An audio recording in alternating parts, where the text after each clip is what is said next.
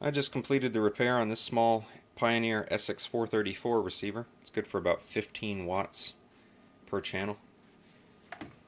It had a phono stage problem. One side of the phono amp was not working.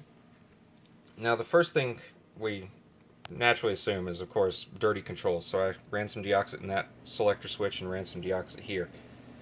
That proved to be ineffective, so I thought, well, maybe one of these coupling caps had gone bad. These are low leakage coupling caps. So I put another low leakage coupling cap on this side. This is a Nishikon KL there. Turned out to be ineffective as well. Then, of course, I decided, well, better check voltages. One side had low voltage, which tells me there was a short somewhere.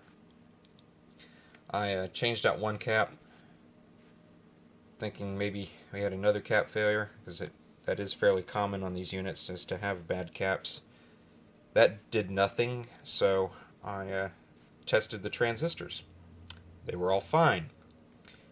Now, because these things are fed from high resistance sources, if they short out, there's no damage. You just don't get any audio. What was actually shorting out, these little ceramic caps here, here, here, and here. Probably only one of them shorted, but I replaced them all since they're all in the same environment. I also changed out a couple of Mylars that didn't look like they were in too good a shape. And lo and behold, 80 cents worth of caps, and this unit is back in business, at least for the phono stage. I then had to cure a buzz, and the buzz was caused by a problem on the power board. I had 4 caps here that were leaky. Those have been replaced. And you had some bad transistors here.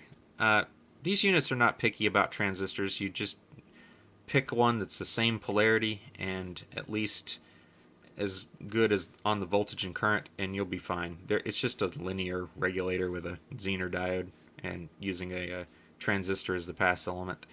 So they're not real picky. You can put a big transistor in there. And so now that I've got that big transistor, if anything bad happens with a cap shorting out, it won't blow the transistor. It'll actually have a chance to blow the fuse, which is a nice feature. But other than that, and a good deoxit job on the controls, and of course some aluminum wheel cleaner for the front panel, that's all there was to this unit, and it's in great shape now. I'm going to put it back together and deliver it to its owner.